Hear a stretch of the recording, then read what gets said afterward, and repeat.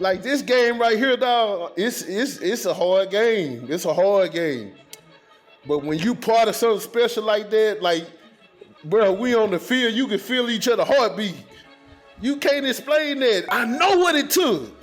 And when you talk about your leadership style, I feel like you was the dude that brought the best out of Earl. We in the locker room one day, and I take Earl's phone. And he was like, man, you better give me my phone. I was like, what you gonna do? He said, man, I ain't playing with you. I'm gonna knock your ass out. The 2013 Seattle Seahawks defense, in my opinion, is the greatest defense of all time. What you think? I would like to think that. Ain't no thinking. Hey, listen, before we get started, hold up, Mo. Hey, before we get started, where we at? We in Mo Kelly office. Don't come with that now. Yeah, we in Mo. Hey, come on, dog. We in Mo Kelly office. Cut that out now. You already know. You know what the mentality was like when we took the field, dog. You know, we didn't do a lot of talking. We just like to put our hands on people. Hey, put our hands on. As soon as that beat drop, these haters can't on me. But help me. We like to dance. Red, Big Red, help me understand though. There's a lot of people listening right now. Why? What made y'all so good? I'm trying to find the recipe, Red. Well, you know, I think you gotta give. It's a lot of people you can give credit to, but me personally, I just think the nucleus of the team. You know, you had guys who. I give you an example. I got the utmost respect for Max Under. Like Max Under, we used to try to take turns trying to knock his head off because he was that type of player. Like he knew how to get on your skin. It was never nothing dirty, just competitive. Like he really pushed you every day to be your best. And in my opinion, we had the best nose tackle in the game in Brandon Mebane. And so Mebane, he set the tone day in and day out. You know, Mebane don't do a lot of talking. You could be in the room with Mebane and not get a sentence out of him. But people that know him and around him, we can't get him to shut up. Can't get him to be quiet. Hey, listen to your dog, Kay. Listen to your dog. Yeah, I got you. You know, I got you. Just to answer that question, man, it was really the players, man. Like, when I think back, you know, I look at Allen Branch, I look at Clint McDonough, I look at Cliff Averill, Michael Bennett, we call him Stink Meaner, talking about Chris Clemens. And wait, what you call him? We call him Stink Meaner. Stink Meaner is a character off Boondocks. It's a character off Boondocks. But Chris That's Clem. Clem probably played at 245, 250, and he was the meanest player on the field. Couldn't do nothing with him, couldn't block him, played the run exceptionally well, and when I say mean, I'm talking about the good kind of mean. And that's what you need, those kind of personalities. You got KJ in his own right.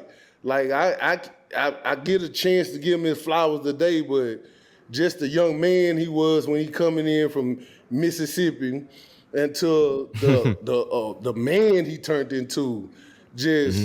They put in the word. You know, Bobby Wagner. I can't say enough about that young guy. You know, and I know it means something to him because I seen it in his eyes. You know, fortunate enough to play with Earl Thomas. You know, from Southeast Texas, right up the road, Orange, Texas. Might not always felt his personality, but when it came to his play, it's infectious. You know, early on, anything Earl caught, he was taking it to the house. That in itself is a talent. You know what I mean?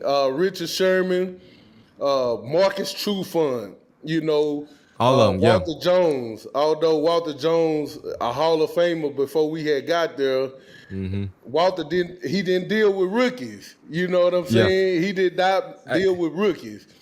Hey, and speaking of rookies, Red, I can't lie. Y'all had me hot. I was a rookie. It was me, Mike, Mo, and Malcolm.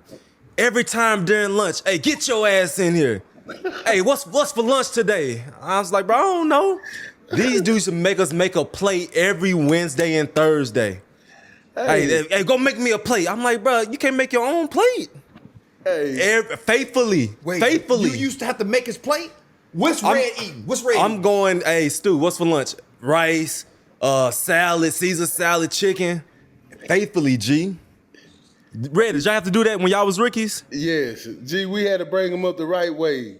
You gotta remember Rocky Bernard, Patrick Kearney, I heard about PK. Craig Terrell. These guys raised us. And they just say, shut the fuck up and get it done.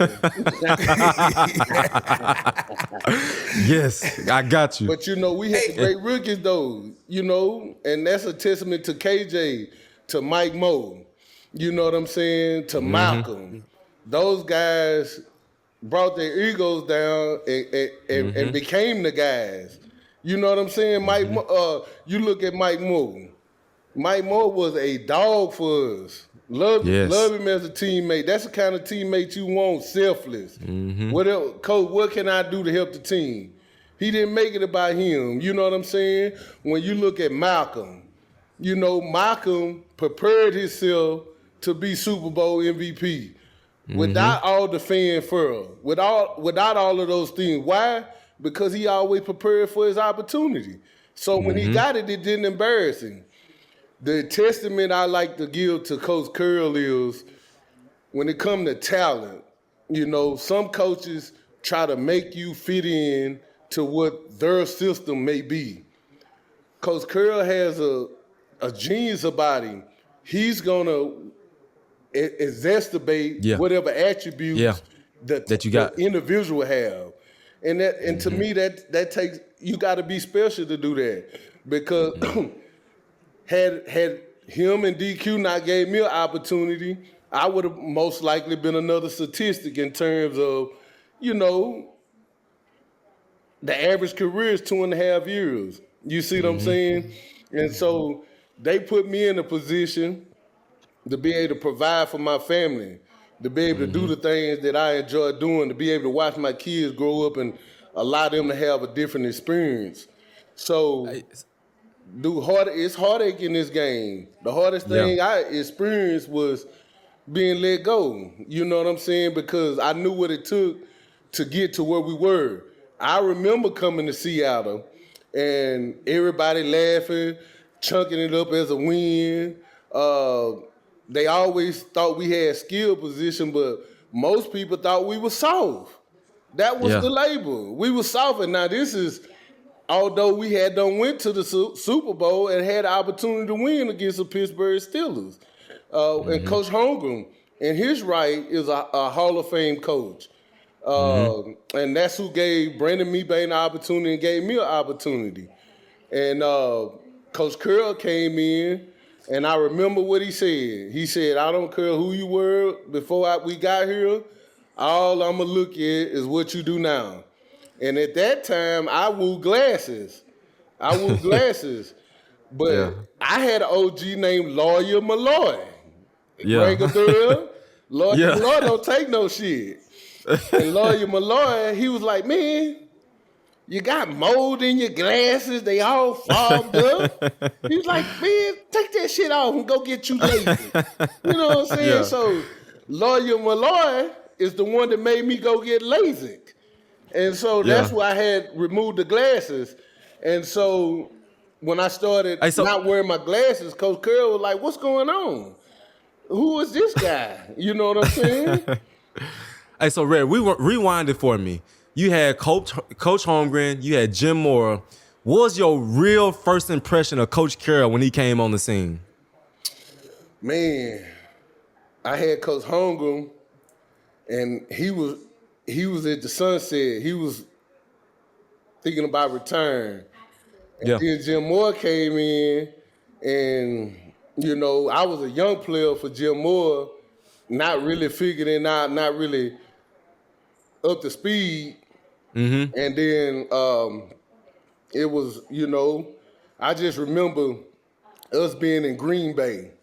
and I had been inactive like maybe 3 or 4 games, but I wasn't hurt, but I was a rookie, you know, and I had vets in front of me, Howard Green, Craig Turr, Rocky Bernard, Pat PK, um, um, Barack was there with us at that time. Yeah.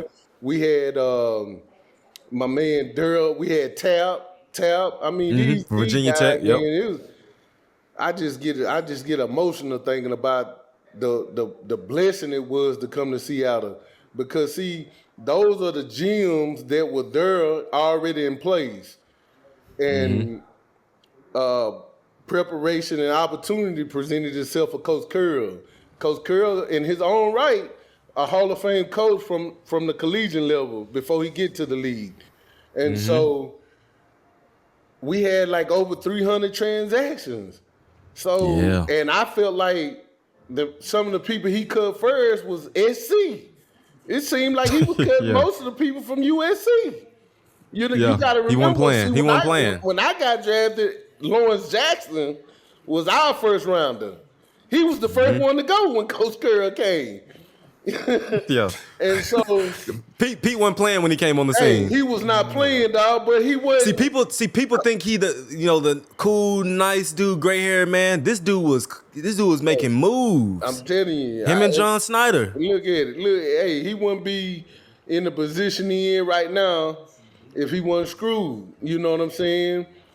And I don't think it's personal with him, but it feels personal because this is what we do. You know what I'm saying? But you always got to be mindful as an athlete. This is a privilege and not a right. And if you keep that mindset, it'll do you well. It'll serve you well. It'll serve you well.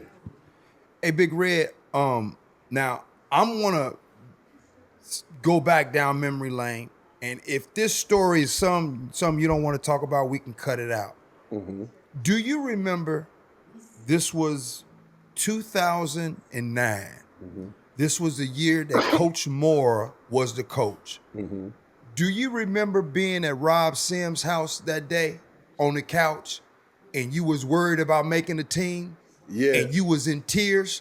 Now, if you don't want to talk about that, but I want to let you know that day I remember like it was yesterday, because I saw how much you wanted to be in this league, and you were afraid that you were not going to make this team, and you were in tears on the couch.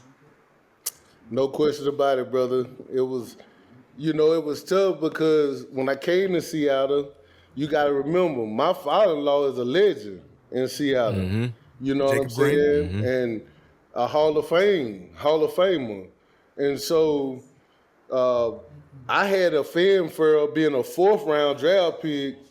The city embraced me, like the relationship that my father-in-law had made in Seattle. Those very people were my community. You know what I mean? When I think about my man Dick at the Chevrolet in Kirkland, you know what I mean? I'm a 4th round draft pick, and I already got a vehicle. You know what I mean? But on the strength of the relationship my father-in-law had.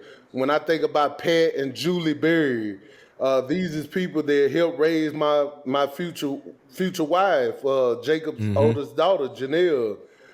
When I think about Andrea and Tyler and Keely, these is all people that I met through my relationship with my wife and her family. And so I got pride just like anybody else, and I wanna help the team win. I wanna be a part of it, and I wanna be able to exhibit it what I feel like I can bring. And what I would tell a younger person is, when you going through that, you gotta control what you can control. And the emotion you saw from me was like, I wanted it. I wanted to get on the team, and I wanted to play well, and I wanted to succeed so I can bring validation to One in 79. You know, I held that in high regard. I told Coach Holmgren I didn't want to do it because I knew my father-in-law, if he played in today's game, you talking about $100 million guy. You know what I mean? And my skill set is like what Coach Curl pulled me to the side when I felt like he could tell something was bothering me, and he said, "Look, we not concerned about you making tackles. We concerned about you knocking back." He wanted me to take that tackle, knock him back, to pull that guard, to be in there fighting with these old linemen. Cause who gonna come clean up? KJ Wright, Bobby Wagner. Before them, Leroy Hill, Julius Peebles, Lofa Tutupu. Hey, Lofa is one of the biggest reasons. Now, Lofa, you got to remember, I came in, Lofa 3-time Pro Bowler. 3-time Pro Bowler. I'm a rookie. You know, I'm active sometimes, inactive most of the time. And Lofa bought me a diamond-encrusted watch. Now, I wasn't playing now. I'm on the D-line, so I'm D-line, but I ain't playing. You understand what I'm saying?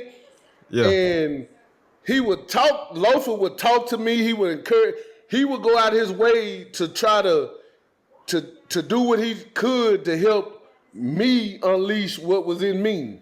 And so Lofa already know how I feel about him is Lofa that dude, man. Lofa always been that dude. I always got a friend forever. in me. You know? And Rob Sims, you gotta think, I hung with old linemen my rookie year. Robbie Sunday, that's my guy. Always keeping me encouraged. Why? Because see, Robbie Sunday saw me in practice.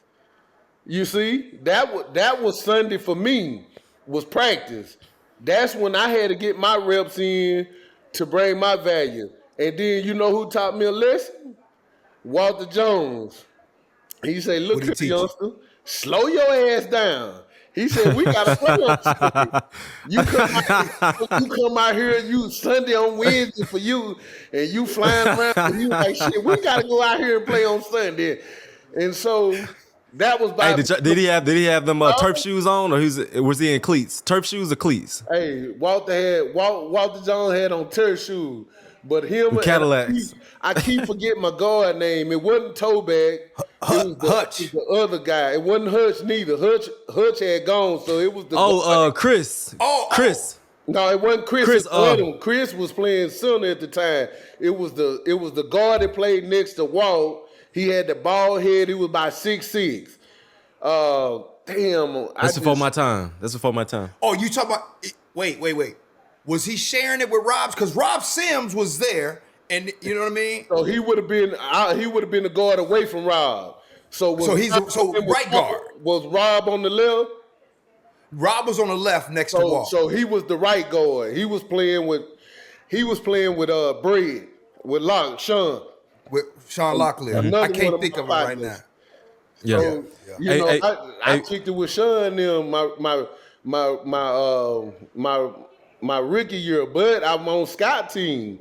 So I'm going against Sean, and I'm going against Chris Spencer, and I'm going against Robbie Sunday. And them guys are telling me, listen, you're going to be fine. Keep working. And when you get your opportunity, make the most of it. And that's why I'm forever grateful to Coach Curl for the opportunity. And Red, you hit on Jim Moore earlier. I can count on one hand how many coaches and got fired in 1 year. You was there when he got fired. Yeah. What the hell happened that year? What happened with Coach Moore in that year?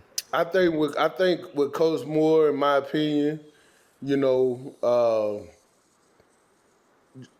just seeing how football is, you know. See, out of the year of Coach Holmgren, we went 4-12, and in that year, it was about 8 games, came down to maybe about 3 points or 7.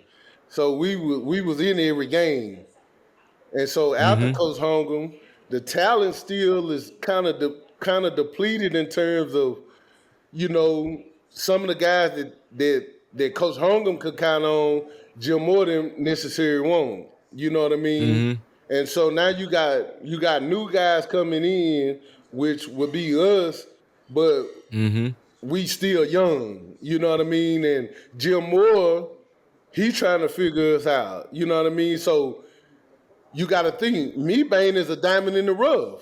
Mebane been starting since day one. That's an exception to the rule. That ain't the rule. You know what I mean? Mebane been a pro since day one.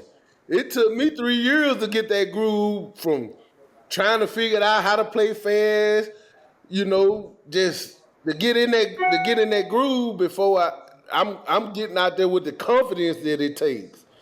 You know, because you can have talent, but you got to have the mental.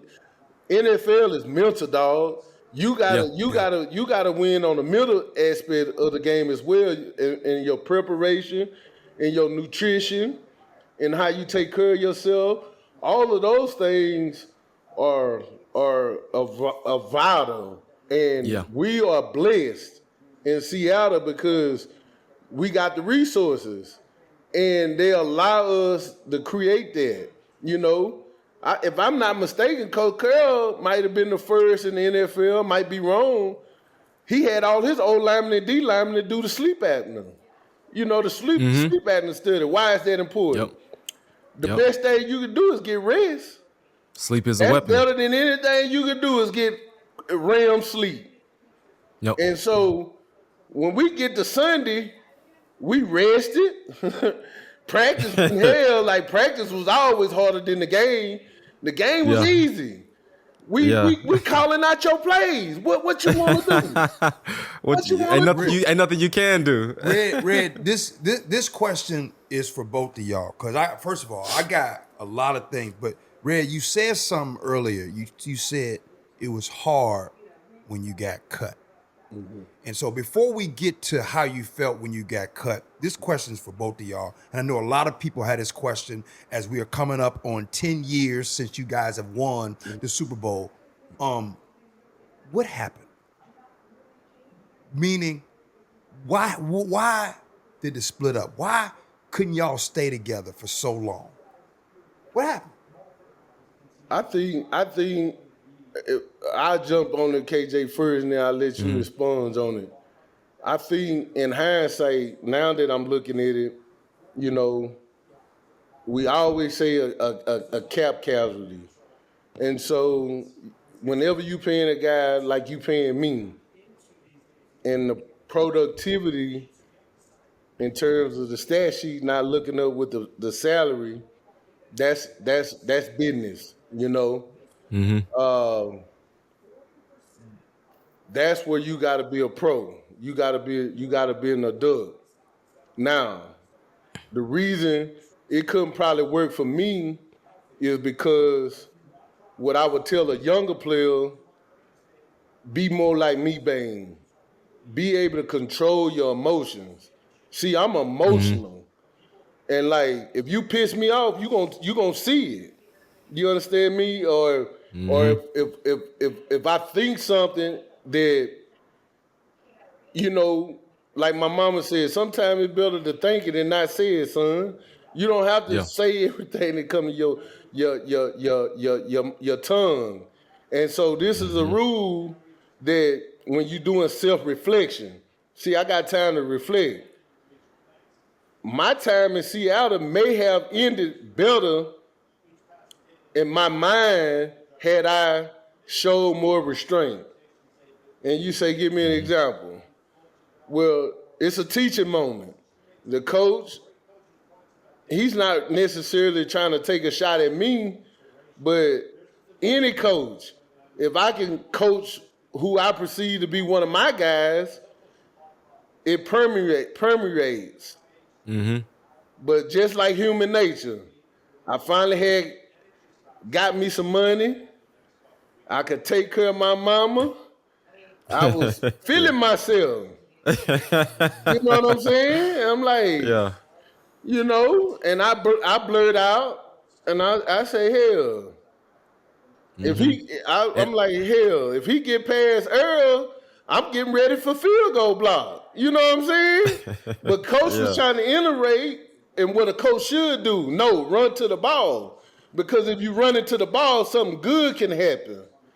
But, you know, at 27 at the time, money in your pocket, and now all of a sudden, instead of just you opinionated, you know, and so you got to pick and choose, you know, and that's important because sometimes you can lose sight of that, you know what I mean? And I say that now in retrospect because maybe it could have been something where I could have been a part of the team that unfortunately lost it, you know what I'm saying? And I feel that I was part of the culture to help bring a championship to Seattle. So Red, what I'm hearing from you, bro, is what I think kind of happened to a few dudes. Is it safe to say that you feel like you wasn't quite bought in to Coach Carroll and his philosophy and the way he was coaching that potentially led to the departure? No questions. And Coach Carroll got a recipe for success that is tried and true. Yeah. And in my mind, I got a recipe that has served me in life. You know, you talking to somebody, government assistant, project 700, manic depressive mom, and a dad that struggled with substance abuse. So my story is like a lot of stories that look like me. I grew up in a 2-parent household. I love my mom and my dad dearly. I know they did the best they could, but it don't subsidize what I saw growing up. You understand me? And all we are is a collection of all of our experiences. And so my experiences in life is what gave me the grit. When you see your boy tear up, that's that dog just trying to get it. You know, I know what it feels like to go to sleep and your belly hurting. You understand me? I came up serving sandwiches. And so that's what a champion is. You understand what I'm saying? Like, look from where I started to where God done placed me. Not because I've been good, not because I've made the right choices, but by grace have I made it this far. And that's my fiber. That's what's keeping me. And so that's what I draw on. Like, it was hard watching them go to the Super Bowl. I'm rooting for them. I'm mad as hell Marshawn didn't get that ball. Yeah. My wife come in there, what, baby, what's wrong? I'm like, this motherfucker, what? You know your language. Excuse my language. I apologize. I don't mean no harm. But that's what overcame. But then I go back to, that's life, man. You know what I'm saying? We don't always get the fairy tale. But I would like to let everybody know that I'm still winning in life. You know what I mean? I'm not out here knocking nobody in the head. I'm clothed in my right mind. Me and my wife, we still going strong. 18 years, 14 years married. Amen. My oldest is 11. My daughter is 9. My son, Jacob, is 8. And my baby boy is 6. And I find passion in watching them now, celebrating them. But also, if I can get an opportunity to share something, to be better, you know what I'm saying? Like I said, KJ shows restraint. Bobby Wagner shows restraint. Red Bryant, I don't show restraint. Chris Clemens, hell no. Restraint. Clem shows restraint. Clem makes you think he a fool, and he ain't no fool. Agree. No fool. Yes. Agree. Yes. But you get him by himself. Like, man, this dude's solid. Yeah. This dude's solid. Hey, good heart. Do like I mean, I feel bad because Clem ain't gonna ask you for nothing. Clem bought Brooks, Jordan, Jacob, and Jax. He bought all of them something when they were born. Celebrate them. Clem got 3 boys. I ain't met one. Want to give them a gift. Want to celebrate their birthdays. I know he know I love his boys, but that's Clem. You know what I'm saying? He ain't finna ask you for nothing. But hey, Big Red. I know it's hard. Hey, Big Red. You doing well today. I talk to you often. You're doing good, marriage, kids, and all that. But I want you to go back because I want you to really dig into, you said when you got cut, you was hurt. And I want you to be very transparent. Tell us, what were you going through during that time? Because I think you was hurt during that time, and I think you went through it. Talk about that. Ain't no question I was hurt, you know. Like Mebane, that's my best friend. That's my best friend. You know what I'm saying? Like, I came to Seattle, and I'm a rookie. We both play D-line. I'm a rookie, and I'm staying in the hotel. He met me, but he didn't know me. And we get to hanging out, man. And next day, I done moved in with him. I'm staying with him, and we going to practice, and we kicking it.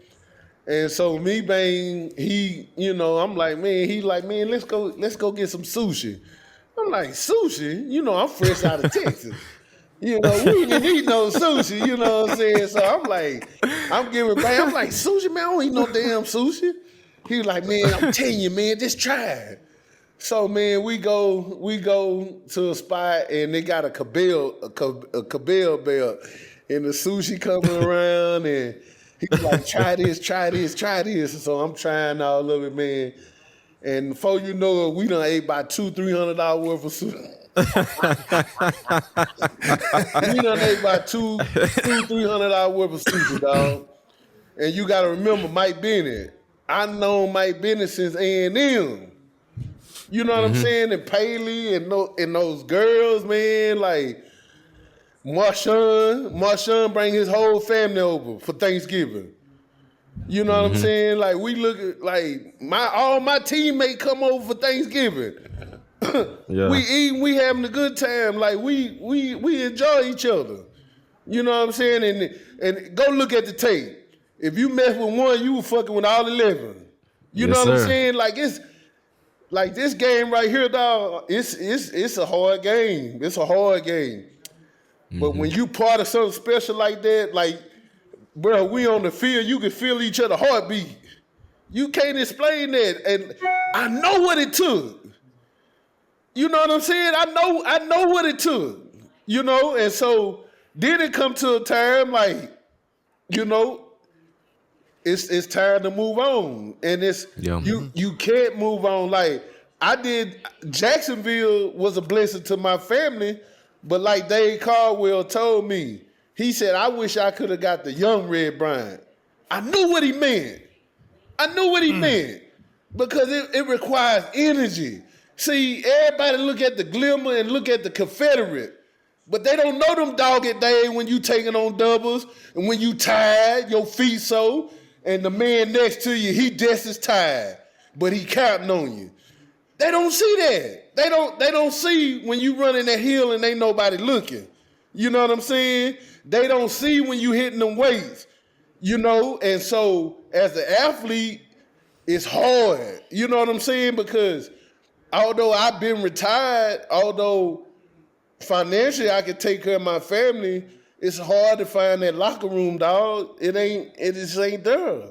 And so the thing to keep me from being sorrow and depressed and bitter, see, I probably would be bitter if when my time came to an end and my resources were gone. But the resources are there. I probably would be bitter had I not invested the time. You got to think, when we came to Seattle, we were young and we had older guys teaching us how to be pros. But when we became pros, we had significant others. You know what I'm saying? So I'm married. Mebane married. Clint McDonough married. We told KJ. We said, KJ, when she get that hook in you, I said, you ain't gonna notice when the hook in there. But when the hook in there, you ain't getting off. And Mike Mo married. You see what I'm saying? And so it's an elevation in life, you know. But that was hard. And then it's hard on your family. You know, that was the part. And so I couldn't end my career like I wanted to because emotionally I didn't have nothing. You know what I'm saying? And you can't play football if you're emotionally drained. You see what I'm saying? And mentally, that's on me. You know what I'm saying? Because I should have kept it the main thing in terms of the profession. But I'm not wired like that. You know, so when I went to Jacksonville, leaving from Seattle, it's night and day. And it's no offense to Jacksonville, but I went from Super Bowl to 3 games. You see what I'm saying? And then what Gus needed me to be, I couldn't be that no more. You know what I'm saying? Because I wasn't hungry like that no more. And so that's on me. You see what I'm saying? So when I retroflect, I try not to blame, I try to reflect. I try to look in the mirror and say, what could I have done differently or better? But I ain't got no regrets, brother. I thank God for all the trials, the tribulations, for all the highs as well as the lows, because it really shaped me into who I've become. And who I've become is a resilient person who can I'm gonna figure it out, dog. I'm gonna figure it out.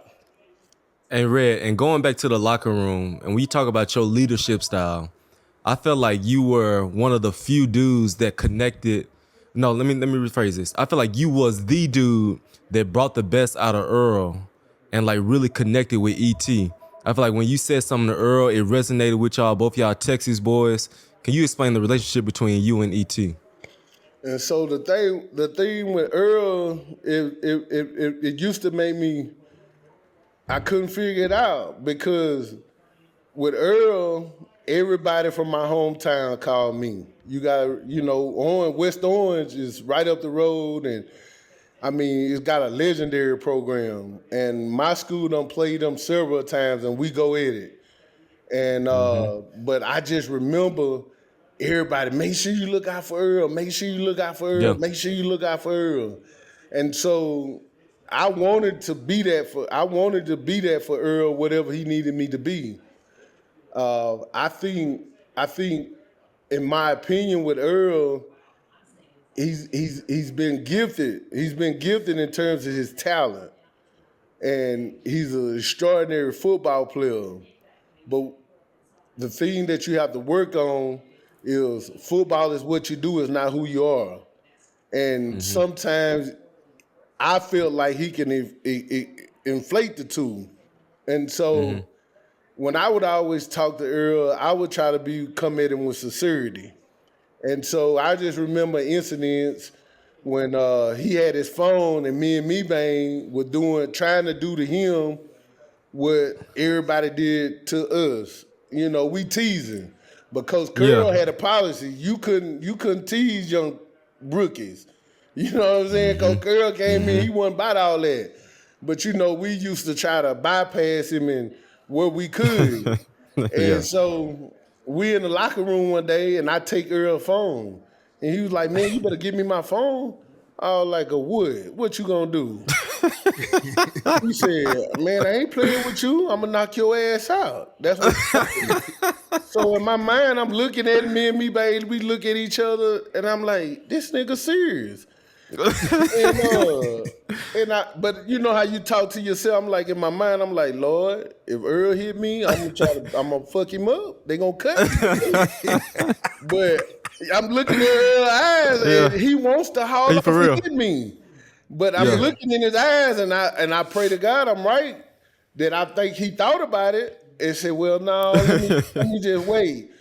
But I'm like, this nigga gonna hit me. But man, listen. I think Richard Sherman, Earl Thomas, Brandon Browner, and Cam Chancellor, them some mean DBs, dog. Yeah. We talk about Richard Sherman, rightfully so, because Richard Sherman, he gonna make you talk about it. All due respect, Richard. Yeah. Cam gonna go about his business. He'll pro's pro, and But that Brandon Browner, that's my guy. You understand me? BB. When I look out there and you see a cornerback DDT somebody, goddamn, you can't help but be fearful. You can't help but be fearful. See, you gotta go look at the tape, dog.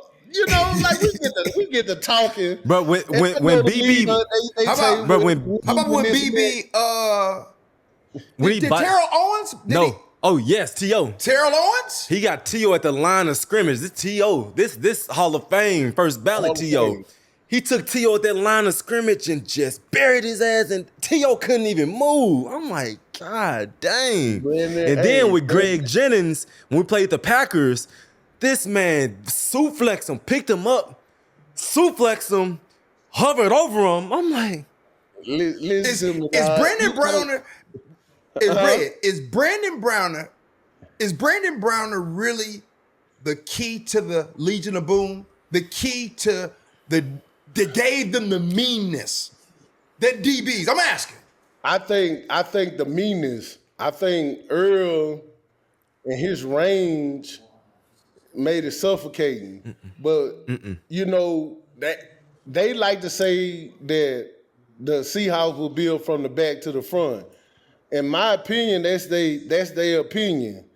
No. I was just talking about the secondary. I wasn't talking about the when I say Legion of Boom, I call the Legion of Boom the secondary. Did Brandon Browner bring the secondary their toughness? Brandon Browner was that dude. When Brandon Browner came on the scene, because we came in together, he from Canada. He played 6-7 years in Canada. Yeah. We talk about somebody that's raw, somebody that don't care, somebody that's hungry, somebody like, I got to get it by all means. I'm going to bring this mentality when I step on this football field. That was BB. We talk about that raw effort, energy, like I gotta get this team. I'm not going back to Canada. Nope. BB brought that mentality, that toughness, that grit to that secondary. He was that dude. No question. BB was that dude. I keep going back to it, man. Look at the guy. Look at the guys Coach Curl had.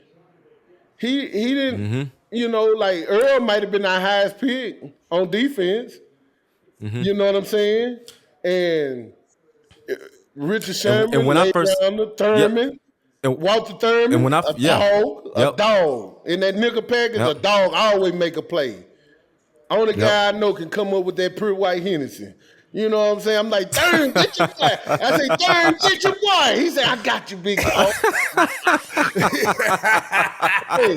And then you got to think on defense. It's attitude, and what more attitude than Marshawn Lynch? You know what I'm saying? We got a running back like it's on them running backs like in Marshawn category Frank Gore and Adrian Peterson, who both may be very well Hall of Famers. You see what I'm saying? And Marshawn, I would have took AP before I met Marshawn only because I played against OU in college and seeing AP come up through high school and seeing what he became in the league. But man, after I started playing with Marshawn, I take Marshawn every time, not a question, not a doubt. What makes him different? Like Marshawn made me play through injury. That nigga said, big dog, you gotta go. Suck that shit up. That wasn't a coach. That was a teammate. Marshawn used to tell you to suck it up? Hey, man, we were playing Chicago. Before we played Chicago, I had like a second degree plantar on my foot. I had partial can barely walk, just in agonizing pain. Man, that nigga said, big dog, hey, suck that shit up. Let's go. Let's ride. And shit, we went and got us a big win. You know what I'm saying? It was dominant. Not only did we play well. Like, you got to go to the tape, dog. I remember one year AP got off on us. He got off on us, like maybe rushed for 200 yards, and we still won, but he got off for like 200 yards. And he came back the next year. We played him again. This is the year we went on to win the Super Bowl. 2013, yeah. Turn the tape on. Turn the tape on. One shit pretty about it. Straight violence. Straight violence. Hey, Red, you know what happened? You know what happened that game, right? What happened? When we played him in 2012, I got a concussion the first play of the game. Yeah. I was out. Yeah. Hey, that next time we played him, Yeah. no, You ready? Was you ready? Come on. Yeah. Come on, bring that. Yeah, come on, play time over. G, you Play gotta time remember, over. Coach Carroll don't never praise the defense. You gotta remember, we always felt like no matter what we did was never good enough. And so that's, Why didn't he that's praise probably y'all? good coaching, though. That's probably good coaching. But we Because he knew we could handle it. Go ahead, I'm bad. He knew that by him not giving us our flowers, that made us even more mad. Yeah. We come in here, we pitch, they score 1 touchdown, we get 2 picks, and you don't give us enough love. No, we coming back to do even more. So- and he knew we could handle that. So y'all used to get in the morning meetings, Yeah. and he showed more highlights for the offense than for the defense. He'll just brush over it. He'll just brush over We it. didn't even play. You'll probably think 'Cause we what didn't even play. What Coach Carroll do, he'll tell you the whole game, like what happened in this game. He'll Yeah. go offense, defense, special teams. Yeah. Offense, you did this, you did that. Defense, good job. Special teams. I'm like, hold up. we allowed 20 yards rushing, three turnovers, but that kept us going. That kept us hungry. Like we want to Let get me more. tell If he you, don't G. say something this meeting, he gonna say something the next meeting. Yeah, I'm gonna tell you, that's how we knew we was kicking ass. That Minnesota game, he kept linebackers and D-line together, and he watched that tape with us. And he was like, I don't know what got into y'all guys, but good job. He that dude, man. He that dude. Red, are you pulling up? Are you pulling up to the Carolina game? Right to your reunion? You know what? I got every intention on being there. I got every intention of being there. Gotta be there, dog. Man, I got every intention of being there, dog. I'm looking forward to it, man. I'm actually gonna be there this summer too. My father-in-law golf tournament. We already got tickets booked and everything. God willing, we're gonna be there. Yeah, bet. I'm for sure there. All the dogs gotta be there. Truck, Clem, Oh, man. T-Mac. It's I'm gonna ready feel to like it's gonna be a reunion, dog. You get us out. You know- hey, he gonna probably want to suit us up that day. He gonna probably want us to get on the Yeah. But I'm gonna say, nah, Hey. I'm gonna let these youngsters have it. Hey, Red, let me tell you, man, the best thing about talking to you is for all of us in the world to give you your flowers. You know what I mean? And I'm sure everybody got a Red story. KJ talks highly of you. Mebane talks highly of you. But I want to just tell one story real quick.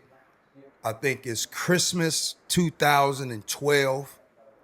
I was short. I ain't had no money for Christmas. And I sat down in your car with you, and you said, man, what's up? What's happening? And I was in tears, man, and I was like, man, I ain't got no money for Christmas for my kids. And you pulled out $500, man, and gave it right to me. He said, man, go take care of them boys. And so I just want to tell you, Red, hey, man, hey, I've given others people, you know, and helped them because of things that you did for me. You gave me $500, man, and if I had to pay you back, probably with inflation, it's probably worth more. So, and look here, everybody listening, did I pay him back? No, still ain't paid him back. But you Hey, let me tell you, G, you done paid it back forward, man, because I tell people, I seen your grind, brother. You know, it's amazing to see where you at and where you were. And you always been a good dude. You always been stand up, man. You always been about your business. And I respect that. You know what I'm saying? And I know in life, that's what people done for me. You see what I'm saying? Like, in life, dog, nobody gets anywhere without the help of others. You see what I'm saying? Like, I wouldn't be able to be a blessing had not nobody been a blessing to me. And so that's a principle. You know, my mission statement is I want to do well while doing good. You know what I'm saying? And so I'm grateful that you been able to be a blessing. You see what I'm saying? And we gonna keep it going. Like I'm blessed that my friend got on his podcast and wanted to talk to his buddy. You know what I'm saying? That I'm not no household name, but to the people that's important to me, I'm a household name. Marshawn is busy. Marshawn busy. He got all kind of stuff he got going. I called Marshawn. Seattle playing the Houston Texans. I'm at the game. After the game, we go on the field, and this random guy asked me, he was like, man, you don't know nobody from Seattle. He was like, who you want me to call? He said, Marshawn Lynch. I called Marshawn. Marshawn, what's up, family? What's happening? I said, Marshawn, please let this fan know that I'm family. Yeah, blood. That's that family right there. That's family. And so that right there, man, that means the world to me, dog. Or if I call Mike, if I call Cliff, if I call Clem, I call Mebane. Everybody can't say that. You know what I'm saying? The embrace I get from Bobby Wagner. Bobby Wagner have a Hall of Fame career. You know what I'm saying? We used to tease Bobby because Bobby wouldn't talk and wanted to take his. He had that Ninja Turtle backpack. Used to drive us crazy as hell. And to see the man, the father, the football player, the pro, man, that I tip my hat to them. You know what I'm saying? Because they took it to the next level. One thing my wife can honestly say, and anybody that know me, I never rooted against Seattle. I never rooted against Seattle, even though my feelings were hurt, even though you say, oh, woe is me, and feel sorry for yourself. I've always been a big fan. You know what I'm saying? Because I know how special of a place that is. I know how special the fans are. You know, it's a special place, man. It is a special, special place. And I'm grateful for, and if I forget a name, like I wanna, cause I wanna know if Patrick Kearney catch this. Patrick Kearney is one of the biggest reasons, outside of my family and loved ones, why I'm in the position I'm in.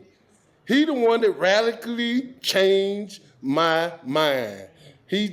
Now, I'm a rookie, and he making me read books. He like, look here, rookie. First book I want you to read, The Common Sense to Investing by Jack Bogle.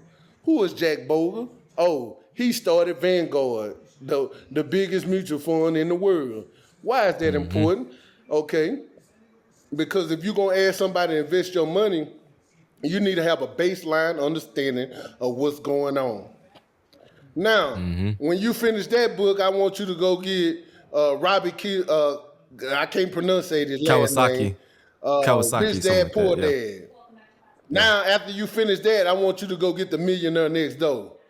Now, after that, so it changed my mind, and what he did for me, I did for others. You know what I'm saying?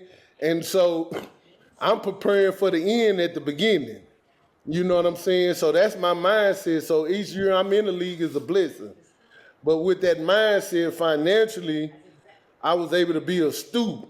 So the resources that I was able to make in 8 years, I was able to take that money and invest it to retire, to give me the flexibility to figure out what my next move gonna be. Now, had I not been exposed to that type of reading, or maybe that type of advice, or had the humility to receive it. Like Patrick Kearney went to Virginia. I seen Patrick Kearney get on somebody's ass about an oil change one day. You know what I'm saying? And Patrick Kearney was a first rounder who was living on his signing bonus, who was on his third contract when I got to Seattle. You understand what I'm saying? In his own right, you can go look at it, and for him, who didn't grow up like I did, hadn't had none of my experiences, I could talk to Kearney for hours. Kearney will take time out of his day, the fellowship. Kearney to this day still check on me, still give me advice. Just good dude, man. Good dude. Like, I'm a rookie, and we got a first rounder, Lawrence Jackson, and we go do the rookie dinner at Daniel Boiler's, right? Mm-hmm. So I'm a good rookie from the standpoint, I'm not confrontational with the Viz. They asked me to do something, I'm going to do it. Lawrence Jackson was totally different. Lawrence Jackson didn't want to do shit. He always had something else he had to do. And so the vet's like, look, Rocky called me one day. He said, look, you better come get him. I'm finna kick his ass. LJ, they got to I'm hurt, so I'm not traveling. And they want Popeyes. Shit, they want Popeyes. You got to have that Popeye chicken when they get to the flight. And the vets don't give a damn about you guys. You know, the vets never gave a damn about what you had going. Just have that Popeyes. So everybody tell them, I ain't going to get no Popeyes. So Rocky Bernard is about to physically assault him, and they call me. And so I called LJ. I said, LJ, man, you better get your ass up and go get that Popeyes and stop bullshit. You know what I'm saying? And so we get our rookie dinner, and Kearney tell him out the bat. He say, look here, you gonna take care of the tab and ready to pay for the tip. And then this motherfucker, which I love him to death, that's my guy, he looked at me and said, do you think that's fair? What the fuck do you think I told him? What'd you tell him? You know what I'm saying? But see, that was LJ though. I love me some LJ, dog. Because LJ and Walter Jones, hey, it take Walter Jones to talk about LJ. I guess LJ, some camera crew thought it was good to put the camera in front of LJ before the game, and LJ was talking and doing all that. Man, Walter Jones said, man, I better not never turn the TV on and hear that motherfucker no more. Boy. Hey, and G, real quick, my thing is, it's my wedding day, right? I'm giving a toast to everybody in the crowd, thanking my family, saying how much I love my wife. I look to my right. Guess what I started talking about? This dude right here. I said, I can't thank Red Bryant and Brandon Mebane enough, because if it weren't for them two dudes, I ain't lasting this long in the NFL. I ain't got the roots that I got. I ain't this dog that I am. Bruh, thank you, bruh, so much. I love you to death, man. You meant so much to me as a young pup. And, bro, I'm so happy that you're doing good with your family, your money, got your peace of mind, bro. Just thank you for investing in me, Mike, Malcolm, bro. You meant the world to us. So man, y'all much love guys, to you, brother. dog. You know, we love y'all, dog. I remember Rick went to Mo Kelly. He said, Mo, I know I probably shouldn't say nothing, but I'm kind of nervous. I saw Mebane and Red. They had Mike Mo kind of jacked up, kind of linked up, and he looked like he was kind of distressed. He wanted to do something, but he didn't. But that's how I got though. Mike Mo, shit, that's the homie. Wasn't gonna take no. Hey, listen. Yeah. I'm gonna tell you, my man, Golden Tate. Mm-hmm. Listen here, Golden Tate went to Notre Dame. And you know what come with Notre Dame, that prestige. But we used to have to remind him, look here, Notre Dame where you win. But Negro, you from Nashville. You from Nashville.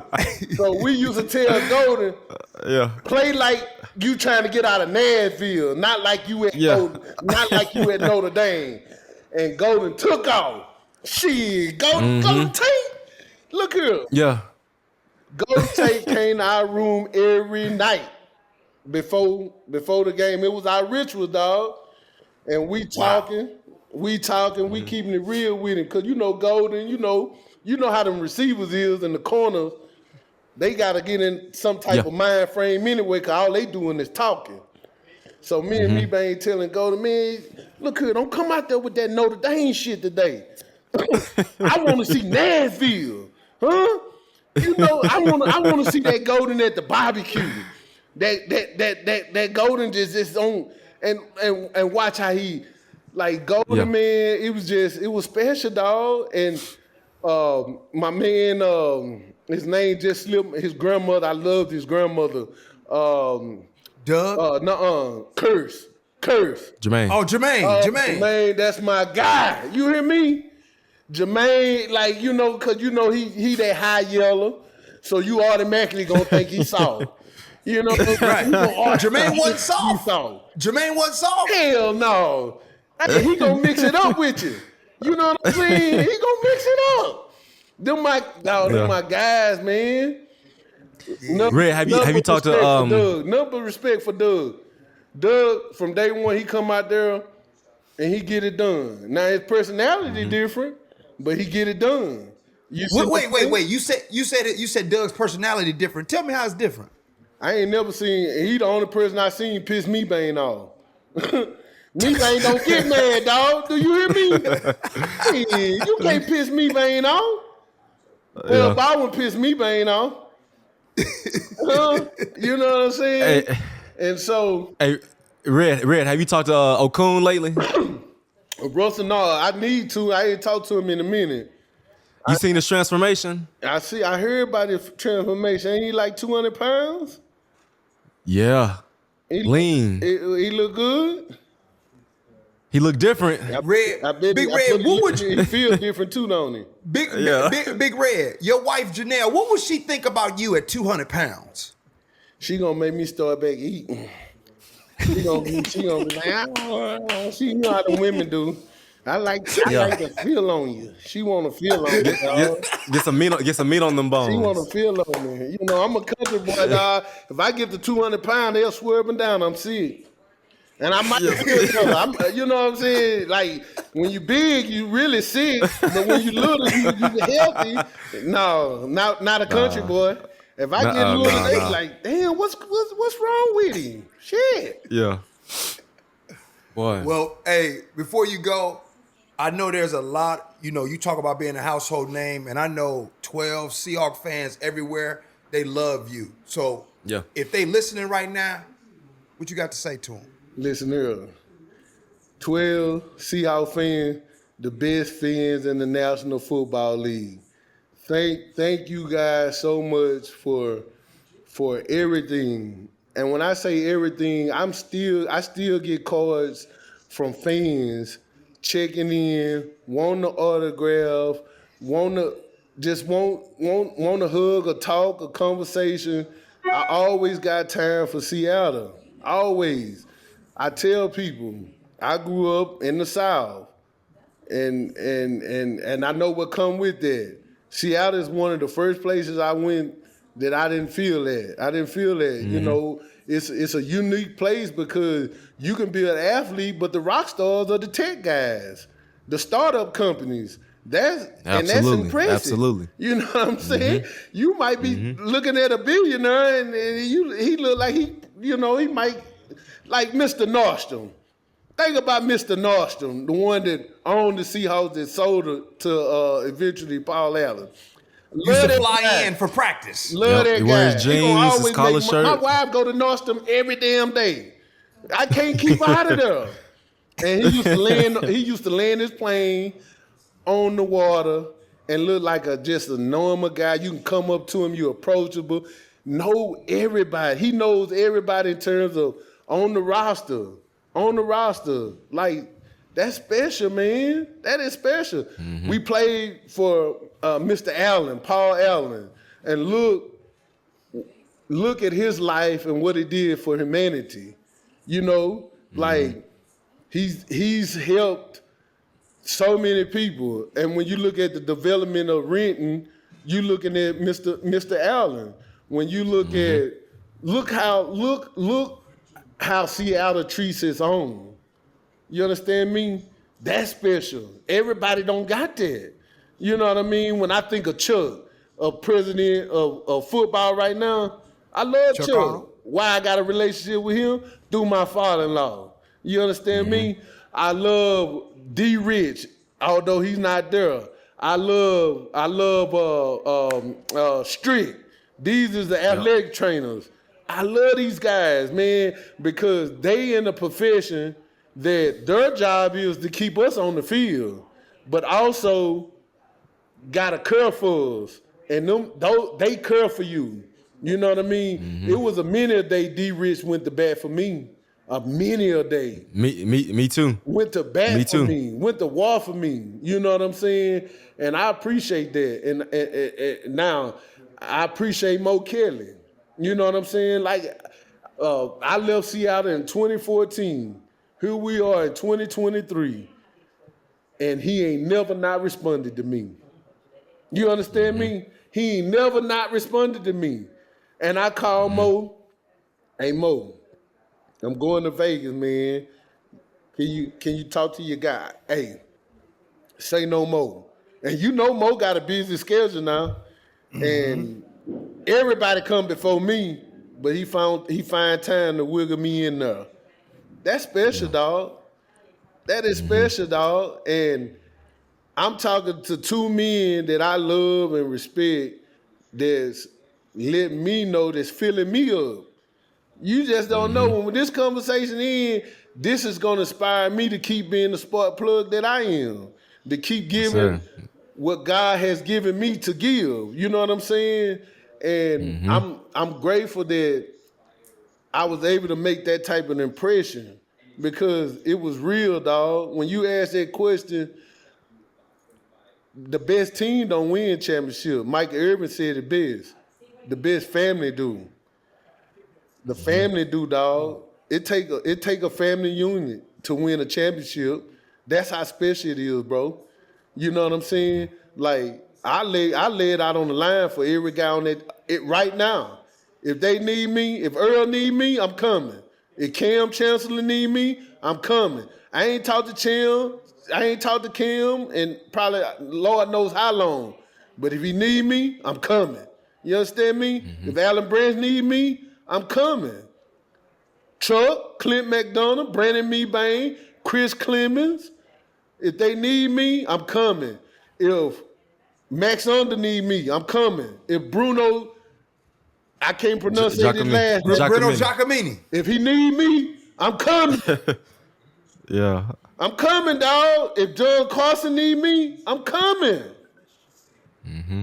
You see what I'm saying? If Baker need me, Chris Baker, who we were fortunate enough to get from the Jets, who told me I was in my prime, boy. I was throwing niggas then, and I had got into one of them spells where I'm just a loose cannon.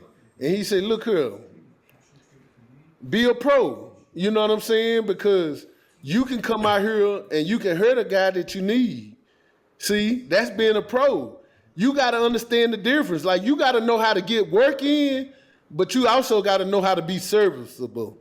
You see what I'm saying? It go hand in hand. Like, when this is offense drill and you on the sky team, look, give them a great look, but don't try to, that ain't your moment.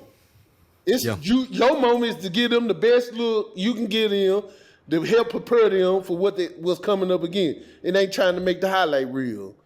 And understanding that part of it. And then on the people thing, listen, you got to work together. Period. Right, wrong, and indifferent. It was a minute game. I remember against Tampa Bay. Tampa Bay came out there and I think they put 24 points on us at half.